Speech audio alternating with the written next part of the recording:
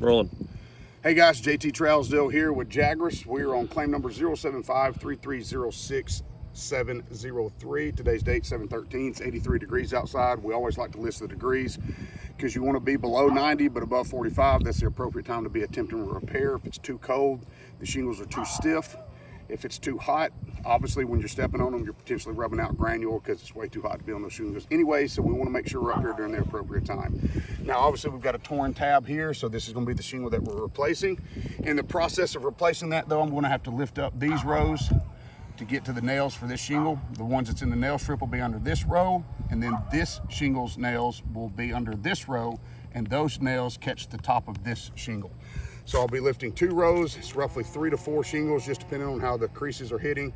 But the goal is to be able to repair this shingle and not damage the ones above it. So that's what we're trying to show today, if this roof is in fact repairable or not. With that being said, we'll roll right into it. One of the things I also like to do is I like to mark where my nails should be so that I can look for a good install. That's one of the other things we want to make sure is when we're providing the insurance adjusters that are reviewing these videos with all the evidence that they need, one of those being proper install. We want to make sure the roof is properly installed. So that's something I always like to look for and then of course talk about on the video. Now with that being said, this is the pry bar I like to use. I love this pry bar for a lot of reasons. For one, when it's sitting flat, you're at about a 20-degree angle, which is significantly lower than the 45 degrees we're allowed for the shingle to be lifted. The other part is this one has a really wide foot. So when you're trying to get these broken loose, you don't have that kind of singular point of impact on the shingles. It makes it a lot easier to poke through, but with the wider foot, it spreads out that pressure a little bit so they don't tend to want to poke through. The other thing I don't ever do is I don't lift up and down when I'm getting these broken loose. It's always a side-to-side motion. The reason I do that is we want to be as gentle as possible when we're doing this repair to make sure that if there's any damage occurring, it is not from the use of excessive force or anything on our part. We want to make sure that we're giving a clear-cut picture. But with that being said, we'll go ahead and get started. So, again, I always like to keep that bar flat, wiggle my way underneath. And it's a pretty old roof. It's coming loose pretty easy. Now, as I'm doing that, Joe, you can probably see just with that little bit of movement, I've got granule coming all out of this thing right here just from putting this bar underneath it. You can see, literally see that granule moving. You've just seen it pop, you've seen all of them lift up as it comes loose from that adhesive. And then, of course, now you can see that granule coming off.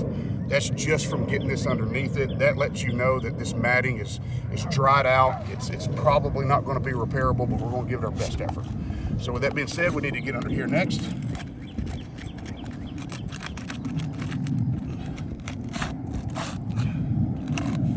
Again, I want to keep this flat, be easy on my push under. Make sure I'm pulling across nice and easy. That way I'm not being rough with the shingles. Again, seeing the same thing on these as well. As I'm getting underneath here, as soon as this is coming underneath and it's creating that flex in the matting from obviously just the thickness of the bar, you're seeing the granules pop out. So it's something you want to pay some special attention to.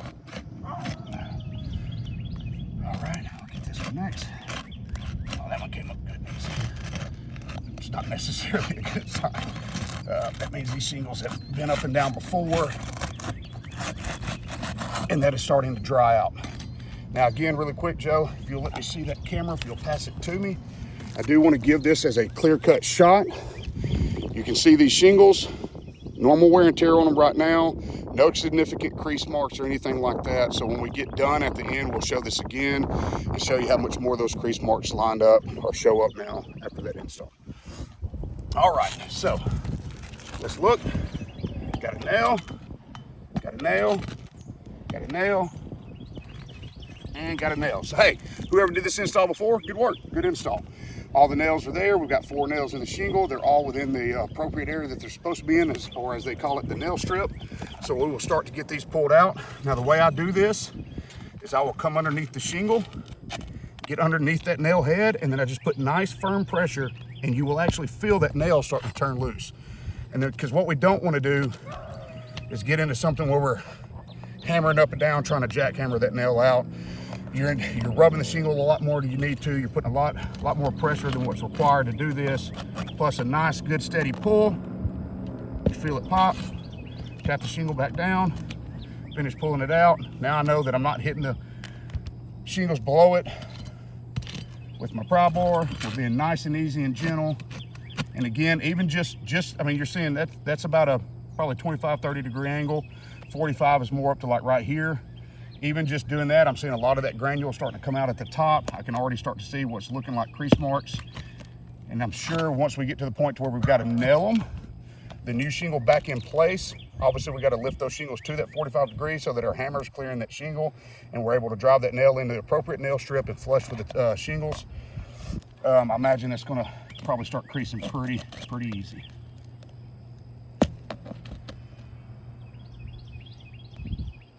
There it comes. Nice and easy. Pull it out. All right, let's see what we got up here. One here.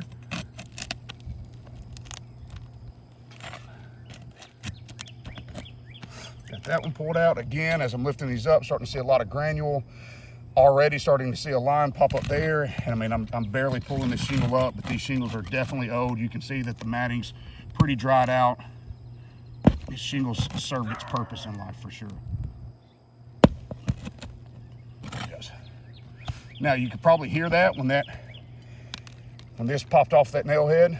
You probably heard the shh sound. That was all that granule coming off of these shingles. These shingles are pretty well done for.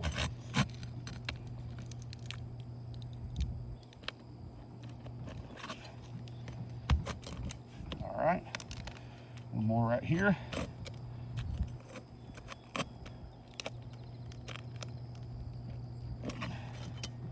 Got it, nice firm pressure down. Pull it out. One of the other things we always look for is once we get these loose, we want to look underneath. So like right here, Joe, you can see where this tar is shiny, and then you see where it's flat and dull. That's because it has pulled the matting from here. That's called mat transfer. When it rips that matting from the bottom side of that shingle, now that shingle will never adhere appropriately and reseal itself. So that's a damaged shingle as well, just from that mat transfer. Sometimes you'll see it pull the matting from here down to the tar strip. You can see it here. All of your flat spots, that's where that matting's being ripped out from underneath it. Sometimes you'll see it pull the tar strip from the shingle and it'll stick to the bottom of the shingle. Of course, again, same situation, same thing here. We got mat transfer. Right here, you can see it, mat transfer.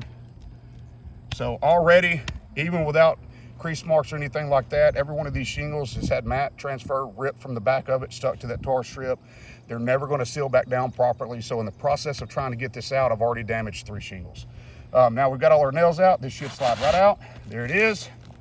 All your nails are in the appropriate lines. So again, good install on whoever did this before. We'll get this new one put in.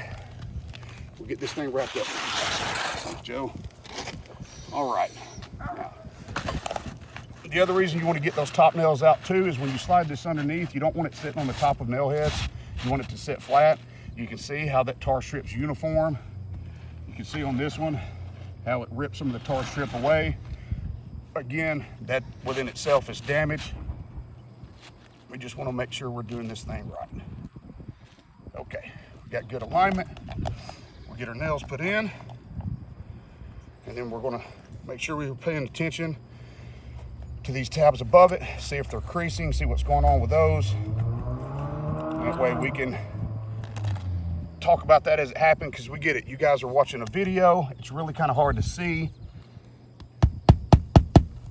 Now you can literally, just from hammering, you can watch that granule falling down.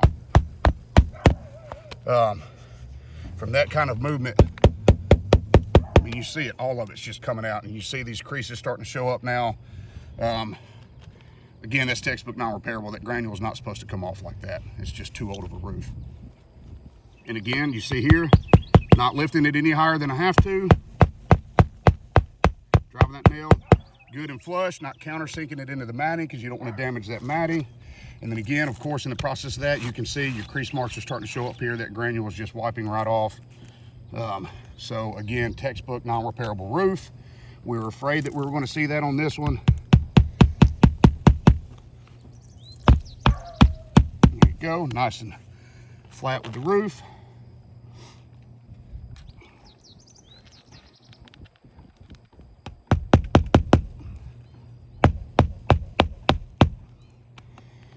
Nice and flat with the roof. We'll get these nails put back in up here. Now when I'm putting these nails back up top, I don't want to go back into the same nail holes. I want them grabbing fresh decking, and that way we know that it's holding something good. If you drive back down in that same hole, it's kind of a common sense approach. That nail's not grabbing fresh wood. It's not going to hold very well. We always want to make sure we're just below the tar strip. So that, because if you put the nail in the tar strip, well then obviously it pulls down. It's taking away areas that could be adhered to in terms of adhesion, because your nail head's preventing that. So we want to make sure that we're not in that tar strip. Good and flush.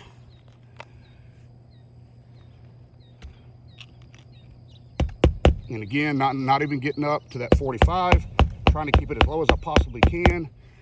Give myself enough room to install the shingle appropriately by nailing the nails where they're supposed to go, making sure they're in their correct places. So with that being said, now you can look. Joe, let me see it one more time. So now, if you look here, you can see, I mean, you can see all of that. That's creasing all the way across. We were super gentle with these shingles. You can see them all the way across. We've damaged 3 shingles now, both from the creasing on the shingle. If you look right here, you see all that granule moving. That's how, and then of course, you know, when that granule comes out, which when it rains, that's what's going to happen. All this is going to get washed out.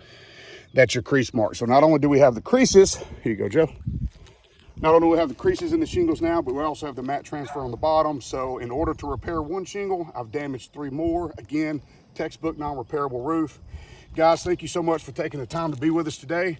Again, claim number 075-330-6703, 713, 83 degrees out. JT with Jagras. It's an Allstate claim. Hopefully this gives you guys everything you need to make the correct decision to best serve the customer. Thank you guys. Take care.